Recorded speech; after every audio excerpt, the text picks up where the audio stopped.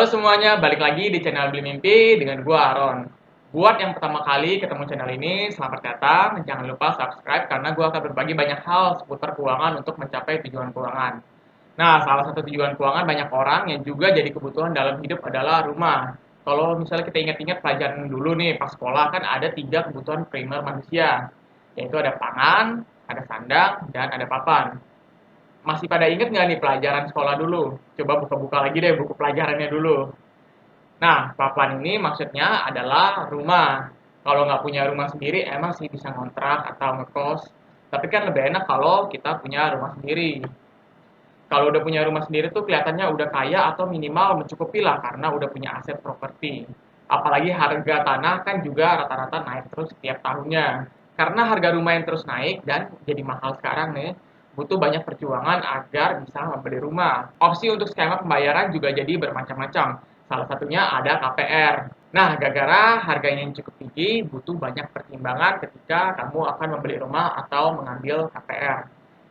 Ada apa aja sih yang harus kamu pertimbangkan dan perhatikan kalau misalnya mau beli rumah dan mengambil KPR? Nah, yang pertama, perhatikan kondisi keuangan terutama dalam jangka panjang. Kalau misalnya kamu mau ambil KPR, artinya kan kamu harus siap mencicil dalam jangka waktu yang panjang, bisa sampai 20 tahun atau 25 tahun. Pastinya kan kamu juga nggak mau kalau ada cicilan yang tertunggak dan itu bisa menyebabkan rumah kamu disita oleh bank. Nah, makanya itu, perhatikan kondisi keuangan kamu dalam jangka panjang untuk beberapa tahun ke depan. Kalau bisa lebih dari 5 tahun, pastikan keuangan kamu sudah aman. Nah, pastikan kalau kamu udah punya penghasilan yang stabil supaya selalu ada cash flow yang positif dan beban utang yang ringan. Pastiin juga nih, kalau kamu punya dana darurat dan asuransi yang ideal. Kenapa butuh dana darurat dan asuransi? Karena keadaan darurat dapat terjadi kapan aja, apalagi kamu menanggung cicilan dalam jangka waktu yang panjang. Contohnya aja nih, bisa aja kamu tiba-tiba di PHK, kan jadinya nggak ada pemasukan tiap bulan. Pembayaran cicilan KPR kan harus berjalan terus, kalau kamu nggak bisa bayar, jadi rumah kamu bisa disita. Nah, kalau misalnya kamu punya dana darurat nih, seenggaknya kamu bisa bayar cicilan KPR dan kehidupan sehari-hari selama beberapa bulan ke depan.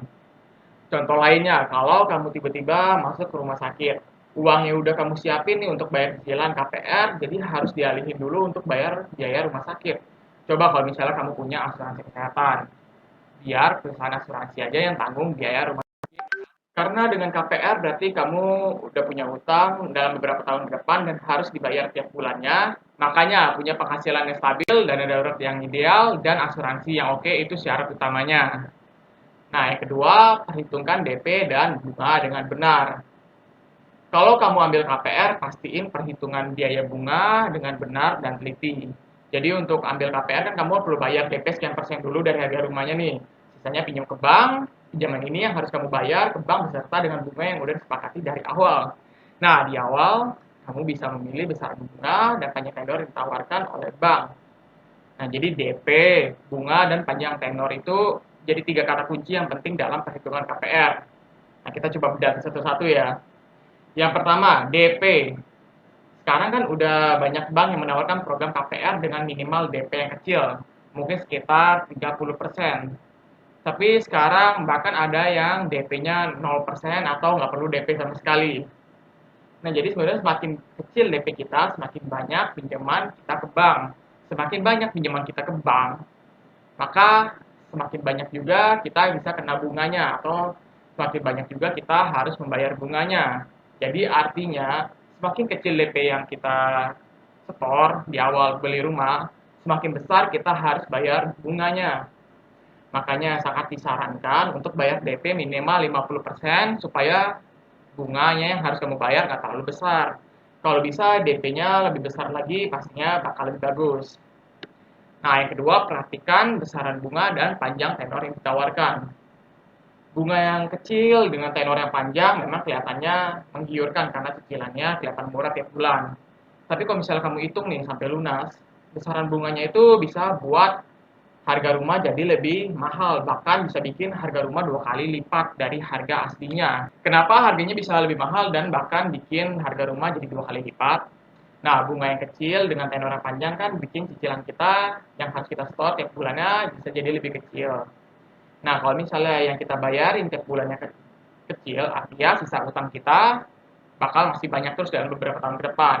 Nah, gara-gara sisa utang kita masih banyak, jadinya kena bunga terus. Kan bunga itu dihitungnya dari sisa utang kita yang masih kita ngutangin ke bank. Nah, jadi bunganya juga bakal ngitungin dari sisa utang kita yang masih gede. Nah, biasanya juga bunga tetap itu cuma beberapa tahun di awal aja. Sisanya akan mengikuti bunga floating atau bunga yang bergerak naik turun mengikuti suku bunga Bank Indonesia. Tapi besaran cicilan setiap bulan juga harus kamu sesuaikan dengan kondisi keuangan kamu.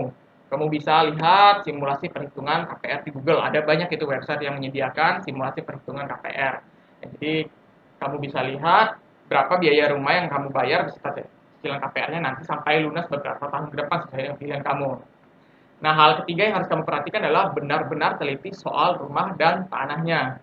Kalau beli rumah kan berarti kamu udah siap komitmen tinggal di sana dalam waktu yang lama. Nah, ada banyak hal yang harus kamu perhatikan, seperti sering banjir nggak? Nggak mau kan kalau tinggal di daerah yang sering banjir. Perhatikan juga kondisi dan struktur tanah. Jangan sampai nih kamu beli rumah di atas tanah yang mudah roboh, bisa rugi, udah bayar mahal juga.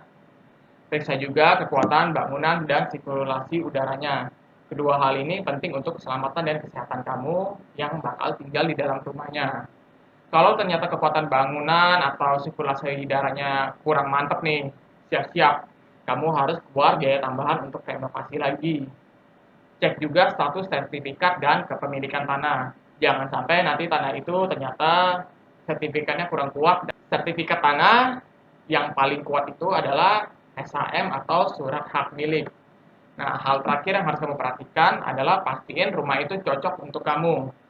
Dekat nggak dengan tempat kerja, dekat nggak dengan fasilitas yang kamu butuhin, misalnya transportasi umum, dekat nggak dengan mall kalau misalnya kamu suka jalan-jalan, dan sesuai dengan kebutuhan kamu lainnya. Kalau beli rumah yang nggak cocok, pasti susah tinggal di sana dalam waktu lama. Nah, itulah 4 hal yang harus kamu perhatiin kalau kamu mau beli rumah dan ambil KPR. Kalau misalnya kamu bingung gimana cara ngatur keuangan dan perhitungan KPR yang oke, kamu bisa download ebook dan berbagai tools di link di deskripsi. Di situ ada ebook tentang mindset, tentang cara mengatur keuangan, dan tentang KPR. Ada juga tools untuk mencatat pengeluaran kamu dan tools untuk tracking hasil investasi kamu. Nah, silakan di-download ya. Sekian dulu video kali ini. See you.